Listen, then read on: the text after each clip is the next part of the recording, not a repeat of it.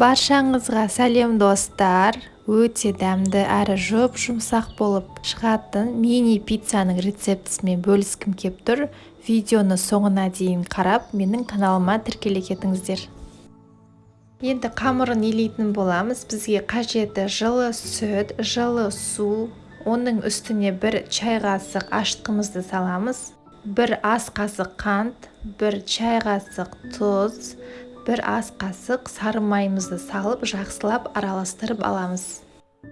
Сары майды газға ерітіп алсаңыздар да болады, немесе бөлме температурасындағы сары майда жарайды. Енді осының үстіне ұнымызды салып, жақсы жұмсақ қамыр илейтін боламыз. Дайын болған қамырымыздың үстіне 1-2 ас қасық сұйық майымызды құйып, жақсылап бір илеп алып, одан кейін 1 сағат немесе 40 минутқа көтерілуге жылы жерге қойып қоятын боламыз. Міне менде 1 сағаттай уақыт өтті, қамырымыз өте керемет болып көтерілген, жұмсақ болып.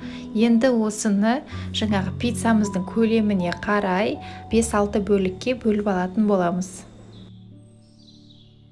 Менде осы иленген қамырдан 5-6 штук пицца шықты. Сіздер егер көбірек жасайтын болсаңыздар, осы құрамды 2 есе көбейтіп жасасаңыздар болады.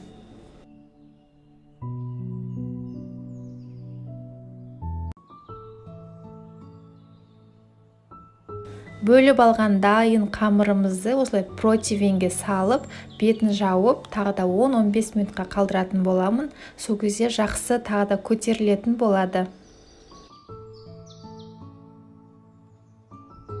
Мінекей қамырымыз жақсы көтерілген, менде 15 минуттай уақыт өтті. Енді қолымызды аздап майлап, сұйық маймен осылай формасын шығаратын боламыз, және үстіне начинкасын салып шығатын боламыз.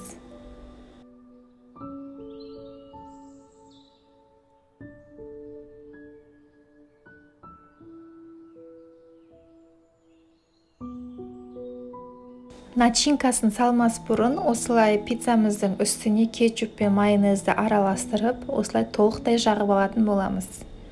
Менде начинкасына колбаса, помидор және сыр. Сіздерде қалауларыңызға қарай басқа начинка салсаңыздар да болады. Ең алдымен колбаса, оның үстіне помидорымызды, ең соңынан сырымызды салатын боламыз.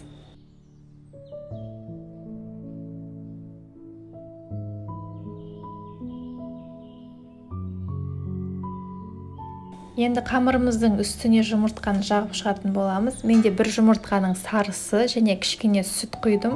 Екеуін жақсылап араластырып, толықтай жағып шығатын боламыз.